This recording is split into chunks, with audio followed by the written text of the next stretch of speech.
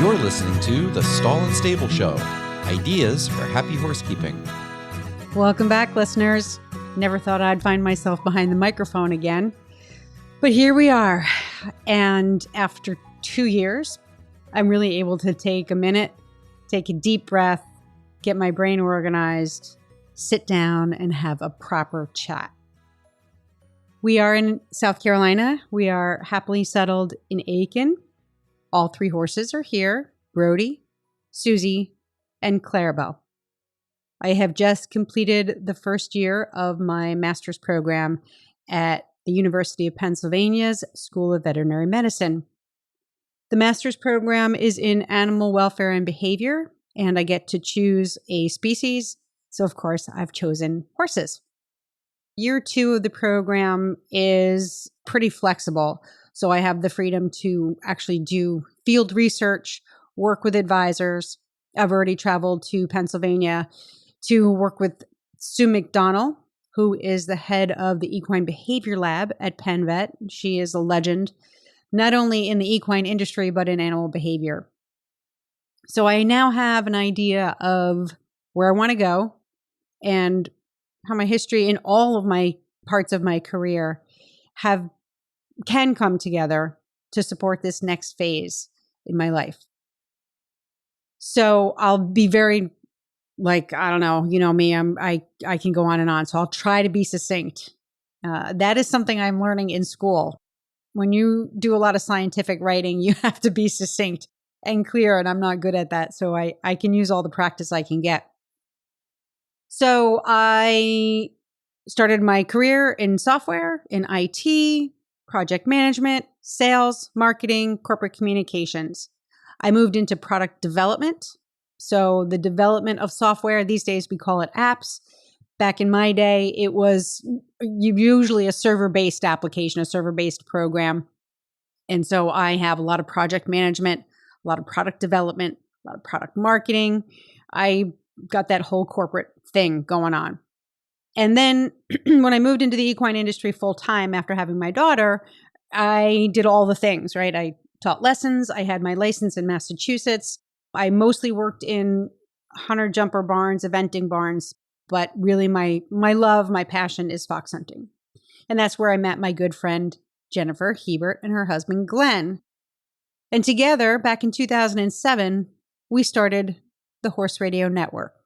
That was the first podcast company in the equine industry. In fact, it was one of the first podcast efforts, I guess you could say, anywhere, especially in a niche industry like ours. We started with 2 shows, the Stable Scoop Radio Show, which was all-purpose, all things horse, and then the 2010 World Equestrian Games podcast, which was a little bit more about news coverage. And from those 2 shows, we grew and grew. And I'm not sure how many shows are on the network now, but it's definitely over 25. So that's a lot. What happened essentially is that from Stable Scoop and from WEG, the individual topics and disciplines really spun off into their own shows. So if we had an episode on Stable Scoop that talked about dressage, we ended up spinning off the Dressage Radio Show. If we had a conversation with a guest about driving, we developed the Driving Radio Show, the Jumping Radio Show, right? The Eventing Radio Show. So all of these niche-specific podcasts were developed. And so in various ways, I was involved with podcasting in the equine industry for the better part of 15 years. And eventually I spun off on my own and I created the Stall and Stable Show, which really, ideas for happy horsekeeping it's just a nice way of saying best practices in horse management. And I always believed that best practices in horse management was really important because it was the canvas that we would then create our art upon, the art being the development of our horses, whether they were for pleasure or for sport. So just like any good school or any good school building, you need to really think about the environment in which you want your students to learn. They have to be comfortable. They have to feel safe. They have to be focused. And you have to have people who are teaching them who understand how people learn. So the same principles need to apply to horses. Their environment needs to be comfortable. It needs to be safe. It needs to be conducive to the way they learn. And you need people who know what they're doing. Because I had so much business expertise and because the podcast became very popular, I started to get a lot of requests for advice. How, I'm looking to build a barn. I want to buy a farm, or I'm a professional and I'm burning out. Do you have any advice? And so I started to get into the consulting side of the horse industry. Again, primarily around horse keeping, the environment, and then business, because I had a very strong business background. And so the business part of what I did, Stall and Stable, really took off. And because my husband was in small business lending, he's been in finance for a while, he and I created a series of tools that were specific to the equine industry, business planning tools that would help the horse professional just go through their day with a little less stress because the infrastructure of their business was stronger. And if the infrastructure was stronger, the business owner had more mind share and more energy to devote to horse care and to training. And when that happens, the horses are treated better. Plain and simple. There's less rushing, there's less stress, there's less punishment involved in training. There was more time and energy for the horses to be set up for success. You hear that phrase all the time. Let's set your horse up for success. So when you relieved the professional from the stresses of running their business, they provided a much, much better level of care to their horses and to their clients. So this went on for several years, and it was great. However, what I noticed was that the business owners I was consulting with, whether they were, elite level, Olympic level riders to small pony camp barns, it ran the gamut. But what was consistent throughout was that horse professionals were trying to run a business using both facilities and training practices and management practices that were counterproductive, or they were counterintuitive to a horse's inherent needs. An example, barns that have stalls. We put the horse in those stalls. We leave them in there for 16 to 20 hours a day. We let them out. We exercise them. That's their life. Well, science now tells us that that is not healthy for horses physically or mentally, and they suffer far more physical ailments and behavior problems when they're stabled for more than just a few hours a day. But most barns are built like that, center aisle barns. We have things like excessive use of the whip. In racing, jockeys are fined. If you use that whip X amount of times over what's allotted, you're going to get fined. Why? Because it's counterproductive to the horse's well-being. We have positive reinforcement. We know that horses learn better, faster, and hold on to the information much longer when they are taught using positive reinforcement than when they're taught using positive punishment. So we know a lot of this now. It's not just, we did a couple of studies. It's like this has been going on for years. So what I call traditional training methods and the traditional facilities and farms and properties, those designs do not work. They don't meet the horse's specific needs. And so the horse professional, whether you're a boarding owner or a Grand Prix show jumper, they're constantly fighting a horse whose needs are not met. Now, that's not everybody, but that was the norm, or that is the norm. So I started telling my clients, hey, listen, if you turn your horses out for an extra 2 hours a day, you're going to save yourself $3,000 a year in bedding. And there's math behind this. If you have not seen my financial projections worksheet for the horse industry, I can send you a copy.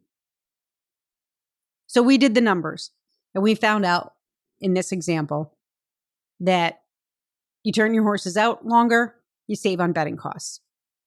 That gets clients listening, right? We all want to do well for our horses. We all want to make them happy and comfortable. But we have the problem of competing welfare interests.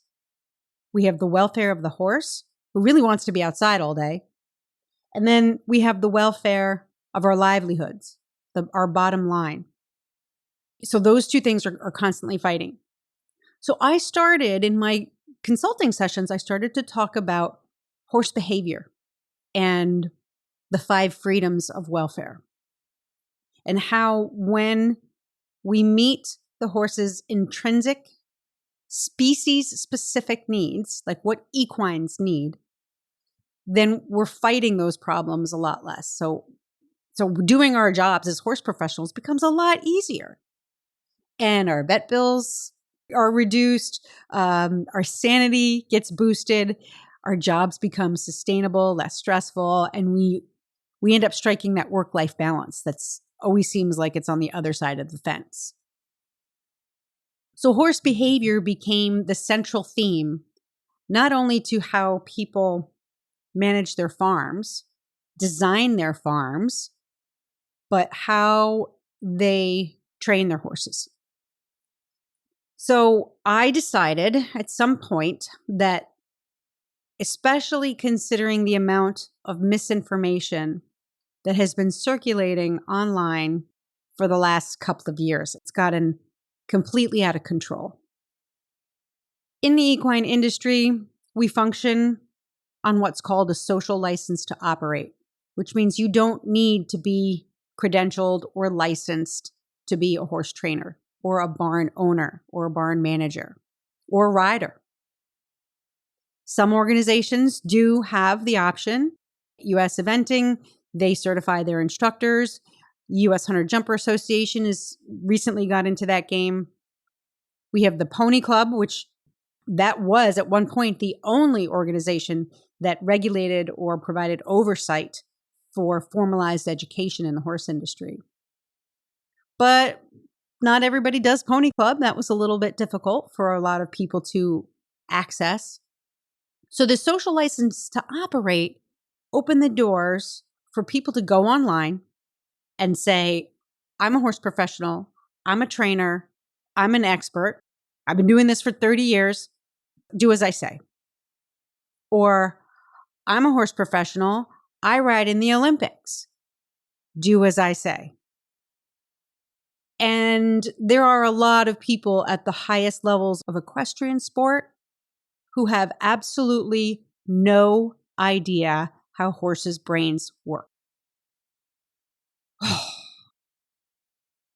And so the methods that they employ to teach their horses and then to train their horses, which are 2 different things, I'll get to that at some point, are on a good day, they're meh.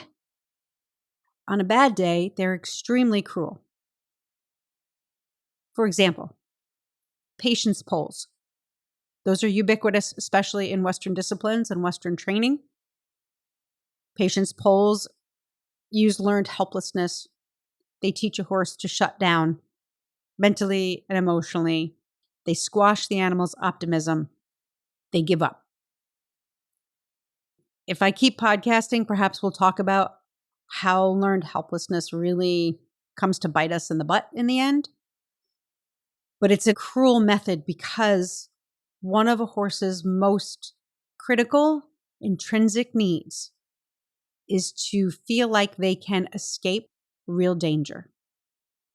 Restriction, confinement is cruel to a horse.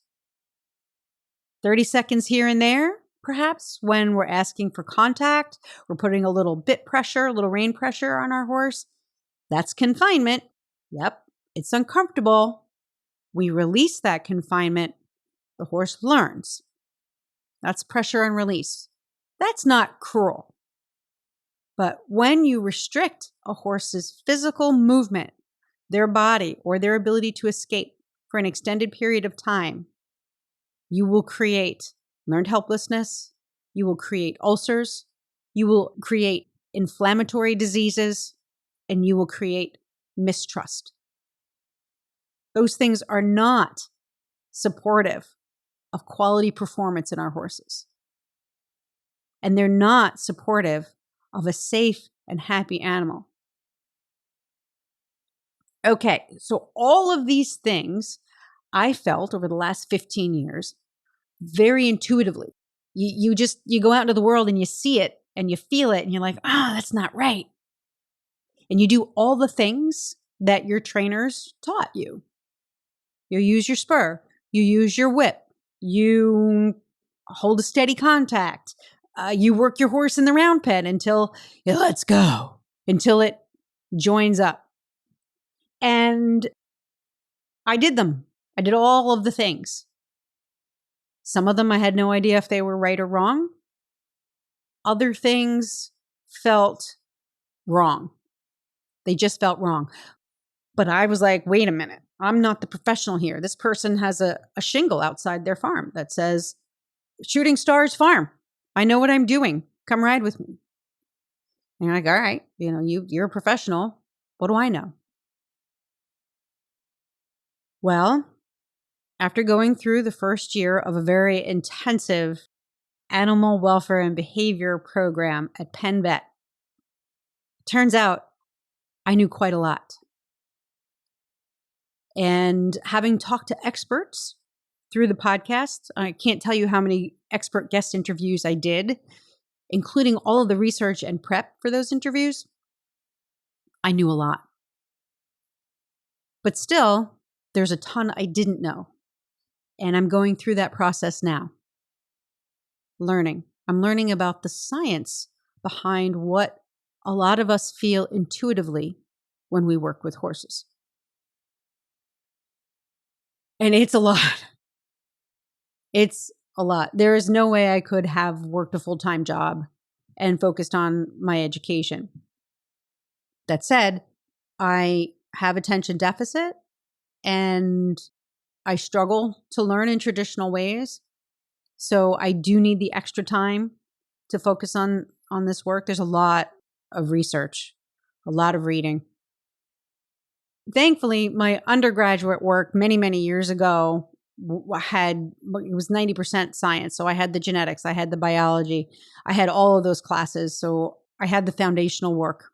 So going into a program, a Master's of Science program, that part was not difficult for me at all. It's just being able to read scientific literature, digest it fully, synthesize it, and then be able to analyze it and criticize it, and then share that with different kinds of audiences. That's been, the learning curve for me. There is no other place that I should be right now in my career. All roads have led to this, and I have no idea what I'm going to do with my education, except that I am on a track to become a certified animal behaviorist, certified through the Animal Behavior Society. And at this time, they offer 2 levels of certification, both required advanced academic degrees. To be a certified animal behaviorist, a certified applied animal behaviorist, CAAB, you need a PhD. They have an associate certification, you need a master's degree. So that's what I will be going for. At this point in my career, as much as I would love to continue on in a PhD program. But unfortunately, there's nothing in my field that's nearby. And this really requires a team lab work. There's a lot of stuff that I can do for my master's thesis that's field research that I can do on my own with an advisor in Pennsylvania, but also with local mentors. And that's one of the things I really like about this program. You have the freedom to work on your own, but you can recruit your own team. So doing some kind of PhD work, I don't know that it's in the cards for me. If something pops up, I would be all over it. But for now, I'm very happy with the master's program and then the certification opportunity through the Animal Behavior Society. At that point, I will be fully qualified and credentialed to provide behavior services to horses and donkeys and mules, equids in general. And I will do that. I'm actually starting to do that already. I'm providing some behavior analysis and consulting for clients here in the Aiken area. And of course, positive reinforcement training. You don't necessarily need to be certified for that, but I am really experienced in it. I have a lot of success, and it is so much fun. It is, I can't even tell you how much I love getting in my truck and going to clients' farms, pulling down their driveway, and the horses are like, yay, it's Helena. We get to play games and learn stuff. It's everybody's happy when I leave. So who wouldn't want to do that for a living? So at some point, I'll balance the academic with the consulting.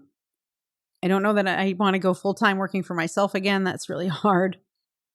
But you also, if you've been a long-time listener, you also know that I love to share what I've learned because it's exciting and it's wonderful, but it's also helpful. And I have been behind the microphone for as long as I have because I get emails and phone calls and text messages from people who've said, I listened to your podcast on ulcers. I listened to your podcast on barn design. I listened to the episode on positive reinforcement, and I tried it with my horse, and my gosh, what a difference. Thank you so much. I'm struggling a little bit to be learning so much about horse behavior and how we can meet their needs without completely reinventing the wheel of what we do. We don't have to stop doing what we do with horses. We just need to modify things a little bit. And that's the most exciting to me. And so I really want to improve the lives of the horses that we keep by sharing this information, by putting it into a format that people can actually hear, especially horse professionals. Because change starts at the top. If we're looking at the Boyd Martins of the world and the Stacey Westfalls of the world and the Monty Roberts of the world and the Clinton Andersons of the world, they need to understand horse behavior the way all the people researching horse behavior understand it. And we need to get this information into their hands. And they need to get that information into their programs so that the rest of the world, who's watching them very carefully, can learn the better way. And so that the rest of the world, who's just trying to put food on the table and enjoy what they do for a living, they can do that better. Because when they meet their horse's needs, everything gets easier. And I used to preach this, but I was preaching it from a place of intuition. Well, now I can preach it from a very confident place that what I'm saying is backed not only by science, but by anecdotal evidence in the field. It's happening in barns all across the world, especially overseas, in Europe and in Australia and New Zealand. They are leagues ahead of the United States. And they have been in animal welfare for hundreds of years. So I'm going to wrap this up by saying, when you see the words horse welfare or equine welfare, remember that welfare is not a dirty word. We're not talking about animal rights that are not practical or animal rights that want to strip us from the joy of working with horses. Welfare is exactly that.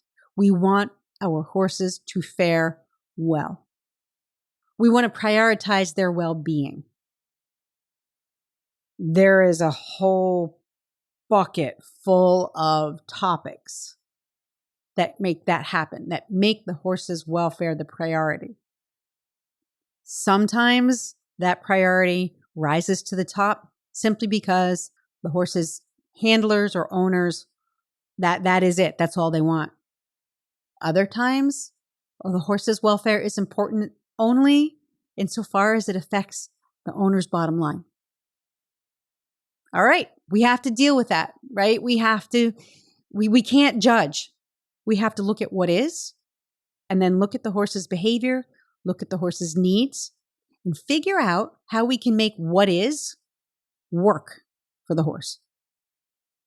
And that is possible. I can assure you that that is possible. If you have any questions about your horse's behavior or the program that I'm in, if you would like to pursue a master's degree in equine welfare and behavior, I've done a lot of research. PennVet is not the only one. UC Davis has a great one. Cornell has one. Tufts has one. They're all a little bit different.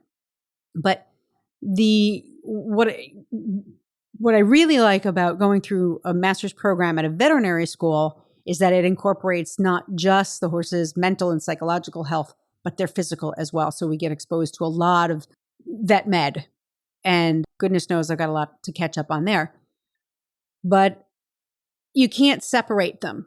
You really can't, you can tease apart the different pieces of the horse, their brain, their mental health, their bodies, their gut, their skeleton, but they work together, right? So we're looking at the whole horse, and that is one of the things that attracted me so much to Penn's particular program. Anyway, that's, me, that's the scenic route to saying, if this is of interest to you, reach out to me, let me know. I'm happy to share with you what I know now. And I have the summer off from classes. I'm still doing a lot of research. I am planning my thesis for next year. I have some key topics that I have to decide on what route I want to go. But if you have ideas, let me know. I'm here and I'd love to chat with my listeners. I don't know if I'll have another episode, and if I do, when that would be, but the show is still up. I am still paying for hosting at our podcast hosting provider. So all of our episodes, going all the way back to, when did I start this? 2018. The Stall and Stable episodes are all still available anytime you'd like. And that's going to be a wrap for this episode. I hope you enjoyed it.